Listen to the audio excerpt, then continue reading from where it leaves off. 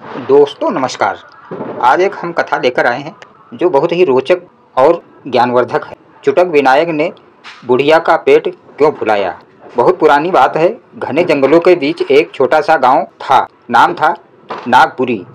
गांव छोटा था पर लोग बड़े भोले भाले और धर्मपरायण थे। हर घर में कोई न कोई देवता पूजे जाते थे। लेकिन गांव के किनारे रहने वाली बुढ़िया औरत धापू बुढ़िया के घर में केवल एक ही देवता थे, बाल गणेश, जिन्हें वो चुटक विनायक कहकर पुकारती थी। धापू बुढ़िया गरीब थी, ना पति ना संतान।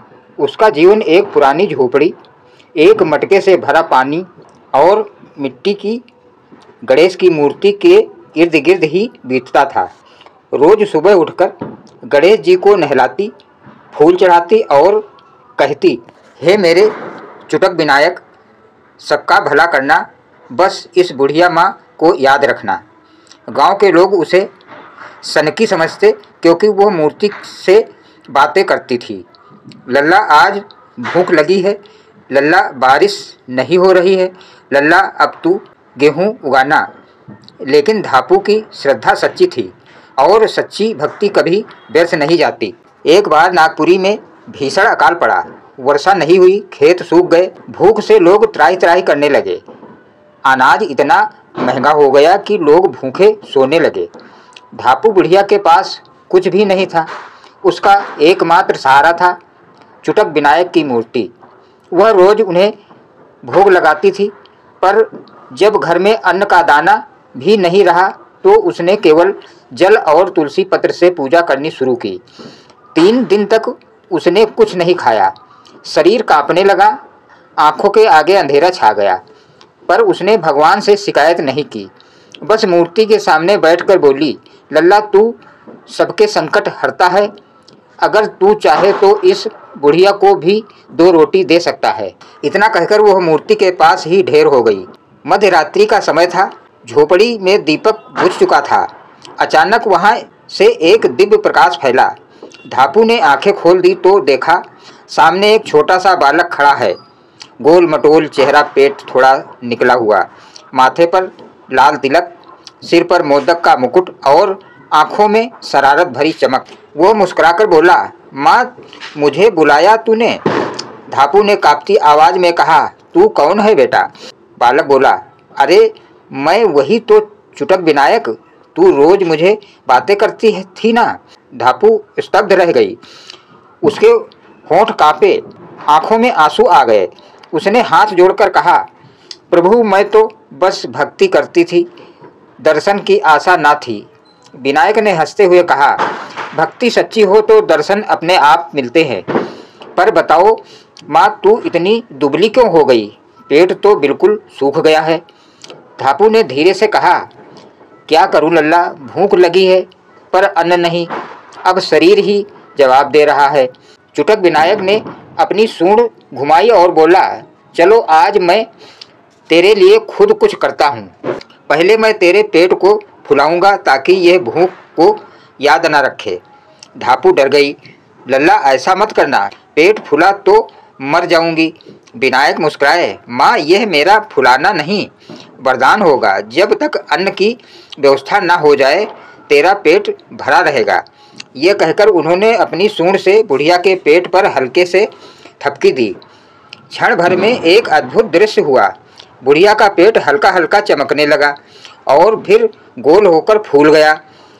उसे लगा कि जैसे किसी ने भीतर अन्न और जल से भर दिया हो। वो तुरंत उठ बैठी, चेहरा खिल गया, शरीर में नई ऊर्जा आ गई।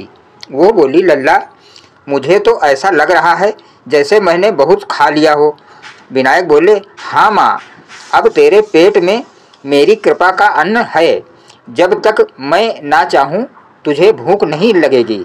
सुबह जब गांव वाले वहाँ गुजरे तो देखा धापू बुढ़िया, जो कई दिनों से कमज़ोर थी, अब पहले से ज़्यादा हंसती खिलखिलाती दिखाई दी। उन्होंने पूछा, बुढ़िया तू तो 3 दिन से भूखी थी, फिर इतनी ताजगी कैसे? धापू ने गर्व से कहा, मेरे चुटक विनायक आए थे, उन्होंने मेरा पेट फुलाया है। बोले, जब तक अन्न ना हो मैं तेरे पेट को भक्ति से भर दूंगा। लोग हंसने लगे। अरे बुढ़िया, तू तो पागल हो गई, पेट में भगवान कहाँ रहते हैं? धापू मुस्कुरा दी। जहाँ विश्वास होता है वहीं भगवान रहते हैं। मेरे पेट में भूख थी, चुटक ने भक्ति भर दी। गांव में चर्चा फैल गई। कुछ लोगों ने कहा ये झूठ है, तो कुछ बोले चलो रात को देखें सच में कुछ होता है या नहीं। उस रात 4 गांव वाले उसकी झोपड़ी के पास छिप गए। मध्य रात्रि को फिर वही दिव्य प्रकाश फैला और चुटक विनायक प्रकट हुए। वे बोले, क्यों रे, फिर देखने आए हो? गांव वाले भयभीत होकर झुक गए।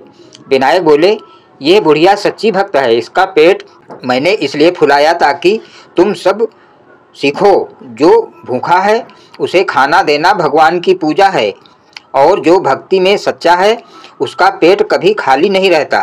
फिर उन्होंने कहा, देखो मैं अब इसका पेट खाली कर दूंगा ताकि इसे फिर भूख लगे, पर साथ ही गांव में सबको भोजन मिलेगा। उन्होंने अपनी सूंड से पेट पर फिर से स्पर्श किया। पेट सामान्य हो गया। फिर उन्होंने आसमान की ओर देखा और अगले ही पल बादल छा गए, बिजली कड़की और वर्षा होने लगी। खेतों में पानी भर गया। लोग नाच उठे। अगले दिन गाँव वालों ने बुढ़िया के झोपड़े के पास जाकर माथा टेका।